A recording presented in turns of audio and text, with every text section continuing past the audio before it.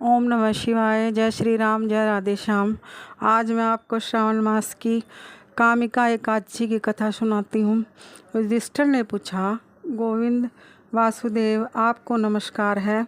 श्रावण के कृष्ण पक्ष में कौन सी एकादशी होती है, उसका वर्णन कीजिए। भगवान श्री कृष्ण बोले, राजन सुनो, मैं तुम्हें एक पापनाशक उपाख्यान सुनाता हूँ, जिसे पूर्व काल में ब्रह्मा जी ने नारद जी के पूछने पर कहा था। नारद जी ने प्रश्न किया, भगवान कमलासन, मैं आपसे यह सुनना चाहता हूँ कि श्रावण के कृष्ण पक्ष में जो एकादशी होती है उसका क्या नाम है, उसके कौन से देवता हैं तथा उससे कौन सा पुण्य होता है। प्रभु, यह सब बताइए। ब्रह्मा जी ने कहा, नारद सुनो, मैं संपूर्ण लोगों के हित की इच्छा से तुम्हारे प्रश्न का उत्तर दे रहा हूँ। श्रावण मास में जो कृष्ण पक्ष की एकादशी होती है उसका नाम कामिका है। उसके स्मरण मात्र से वाजपेय यज्ञ का फल मिलता है। उस दिन श्रीधर, हरि, विष्णु, माधव और मधुसूदन आदि नामों से भगवान का पूजन करना चाहिए। भगवान श्री कृष्ण के पूजन से जो फल मिलता है वह गंगा, काशी, नैमिषारण्य तथा पुष्कर क्षेत्र में भी सुलभ नहीं है।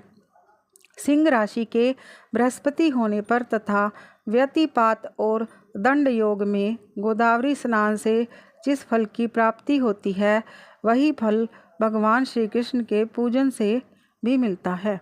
जो समुद्र और वन सहित समूची पृथ्वी का दान करता है तथा जो कामिका एकादशी का व्रत करता है, वे दोनों समान फल के भागी माने गए हैं।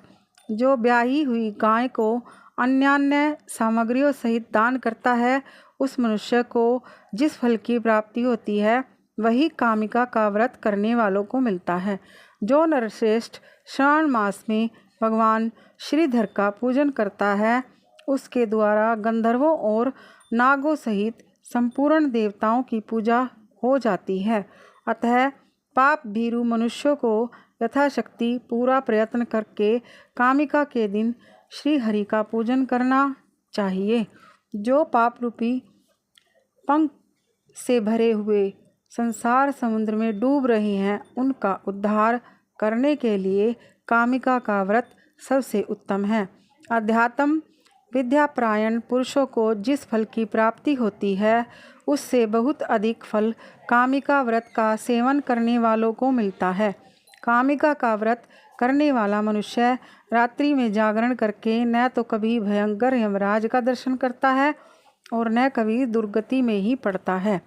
लाल मणि, मोती, वैदुर्य और मूंगे आदि से पूजित होकर भी भगवान विष्णु जैसे संतुष्ट नहीं होते जैसे तुलसी दल से पूजित होने पर होते हैं।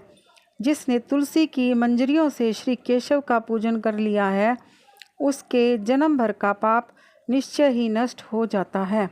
जो दर्शन करने पर सारे पाप समुदाय का नाश कर देती है, स्पर्श करने पर शरीर को पवित्र बनाती है, प्रणाम करने पर रोगों का निवारण करती है, जल से सींचने पर यमराज को भी भय पहुंचाती है, आरोपित करने पर भगवान श्री कृष्ण के समीप ले जाती है और भगवान के चरणों में चढ़ाने पर मोक्ष रूपी फल प्रदान करती है, उस तुलसी देवी को नमस्कार है। जो मनुष्य एकादशी को दिन रात दीप दान करता है, उसके पुण्य की संख्या चित्रगुप्त भी नहीं जानते। एकादशी के दिन भगवान श्री कृष्ण के सम्मुख जिसका दीपक जलता है, उसके पितृ स्वर्गलोक में स्थित होकर अमृत पान से तृप्त होते हैं। घी अथवा तिल के तेल से भगवान के सामने दीपक जलाकर मनुष्य देह त्याग के पश्चात करोड़ों दीपकों से पूजित हो स्वर्गलोक में जाता है। ये था कामिका एकादशी का महत्म है।